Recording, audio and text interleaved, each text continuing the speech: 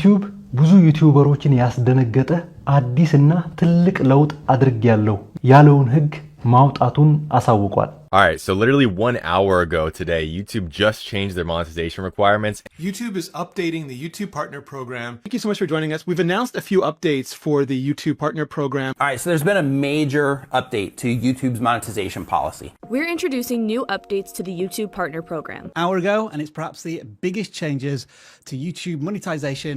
ይህም ህግ በፈረንጆቹ አቆጣጠር ፌብሩዋሪ 1 2027 ላይ ወደ ስራ ይውላል ሲል አሳውቋል። ዛሬ ይህንን ቪዲዮ ወደ እናንተ ለማድረስ ስመጣ ምን ማለት እንዳለብኝላ አላውቅም። ምክንያቱም ህጉ ለሀገራችን ዩቲዩበሮች እንደዚሁም ለጀማሪ ዩቲዩበሮች በጣም ከባድና ትልቅ ተስፋ ይዞ ለማይጓዝ ሰው ተስፋ አስቆራጭ ሆኖ ስላየሁት ነው። ነገር ግን ዩቲዩብ ላይ በደንብ ተስፋ አድርጎ ለሚሰራ ሰውና በሰፊው እንቀሳቀሳለሁ በሰፊው እሰራለሁ ለሚል ሰው ይሄም አሪፍ አድቫንቴጅ ነው። መጀመሪያ ህጎቹን በደንብ አድርጌ ልንገራችሁና እነዚህ ህጎች ለከበዷችሁ ሰዎች ምን ማድረግ እንዳለባችሁ የትኛውን የአቋራጭ መንገድ መጠቀም እንዳለባችሁ በዚህ ቪዲዮ መጨረሻ በደንብ አድርጌ ነግራችኋለሁ። ነገር ግን መጀመሪያ ህጎቹን በደንብ እንያቸው። እዚህ ጋር እንድታስተውሉልኝ የምፈልገው ነገር እነዚህ ቅያሬዎች በአብዛኛው ሊጎዱ የሚችሉት ጀማሪ ዩቲዩበሮችን ነው እንጂ ከዚህ በፊት ዩቲዩብ ፓርትነር ፕሮግራም ላይ ተመዝግቦ ገንዘብ እያገኘ ያለ ሰው ወይም ደግሞ ሞኔታይዝ የሆነ ቻናል ላይ ምንም አይነት ተጽዕኖ አያደርሱም። ነገር ግን እነዚህ ሞኔታይዝድ የሆኑ ቻናሎች ወይም ዩቲዩብ ፓርትነር ፕሮግራም ላይ የተመዘገቡ ቻናሎች ወይም ከዩቲዩብ ገንዘብ እያገኙ ያሉ ቻናሎች የሚያደርጉት አንድ ነገር አለ። እሱንም እነግራችኋለሁ። ወደ መጀመሪያው ህግ እንሂድ። የመጀመሪያው ህግ ከዚህ በፊት ዩቲዩብ ፓርትነር ፕሮግራም ላይ ለመመዝገብ የነበረው መስፈርት በሰዓት በኩል ተቀይሯል። በሰብስክራይበር በኩል ግን ያው 1000 ሰብስክራይበር ነው። ነገር ግን ከሰዓት አኳያ ወይም ደግሞ ዎች አወር 4000 የነበረው ደብል ሆኖ ወደ 8000 አድጓል። ስለዚህ አንድ ሰው ዩቲዩብ ፓርትነር ፕሮግራም ላይ ለመመዝገብ ወይም ደግሞ ሞኔታይዝ ለመሆን ግዴታ 1000 ሰብስክራይበር እና 4000 የነበረውን 8000 ዎች አወር ያስፈልገዋል ማለት ነው። ከዚህ በፊት 4000 የነበረው 8000 ስለተደረገ ማለት ነው።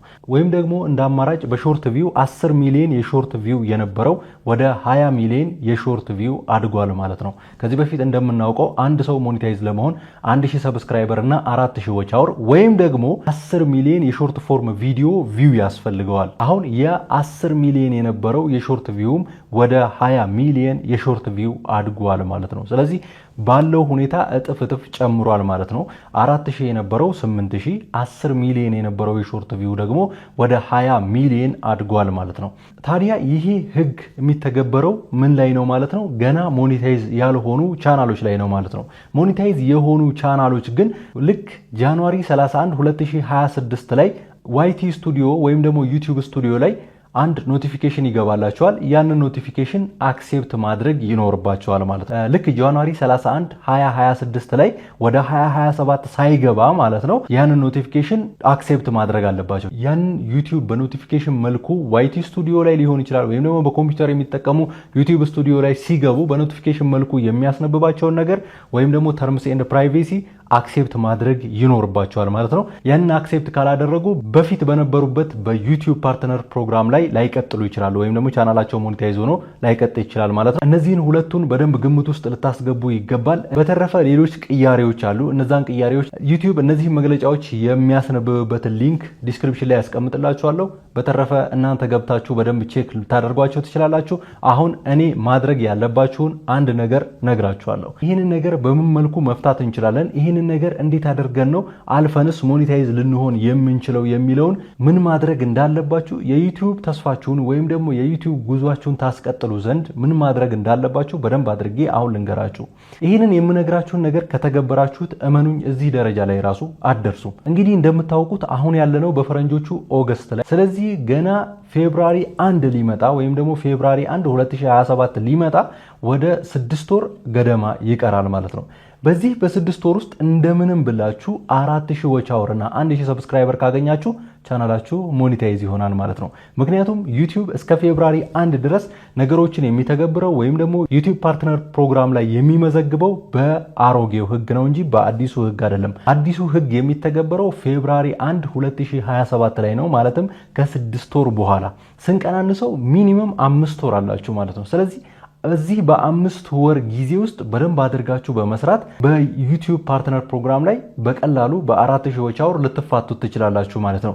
ነገር ግን እስከዚያ ድረስ ሞኔታይዝ ማትሆኑ ከሆነ እስከዚያ ድረስ ዎች አውራችሁ ማይጠጋላችሁ ከሆነ 8000 ዎች አውር ልትጠብቁ ነው ማለት ነው። ነገር ግን በዚች በ5 ወር ውስጥ በደንብ ተፍጨርጭራችሁ ከሰራችሁ ይሄ ቀላሉ መንገድ ነው። ያላችሁ አማራጭ ይሄና ይሄ ብቻ ነው። ከዛ ውጪ እንግዲህ ለ8000 ዎች አውር መፍጨርጨር ይኖርባችኋል ማለት ነው። በነገራችን ላይ ትልቅ ዓላማ ይዞ የሚጓዝ ሰው 8000 ዎች አውር በጣም ቀላል ነው። በአንድ ቪዲዮም ሊገኝ ይችላል። ኢቭን 20 30 40 50 እስከ 100 200 300 400 ቪዲዮ ለቃችሁም ልታገኙ ትችላላችሁ። ነገር ግን ምንድነው በጣም ኮሚትድ መሆን አለባችሁ። አሁን በጣም መልፋት መቻል አለባችሁ።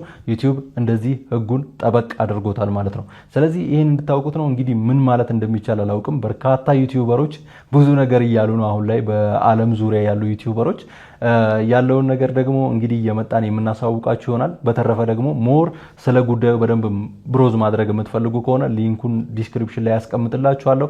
እየገባችሁ በደንብ ማንበብና የተጻፈው ነገር ምንድነው የሚለው እንደዚሁ ምን እየተባለ ነው የሚለውን ቼክ ማድረግ ትችላላችሁ ማለት ነው። በጣም አስደንጋጭ የሆነ ዜና ነው አውቃለሁ። ግን ቀጣይ ደግሞ ምን እንደሚመጣ አናውቅም። መስራት ዓላማ ካለን እዛ ላይ መፍጨርጨር ይኖርብናል ማለት ነው።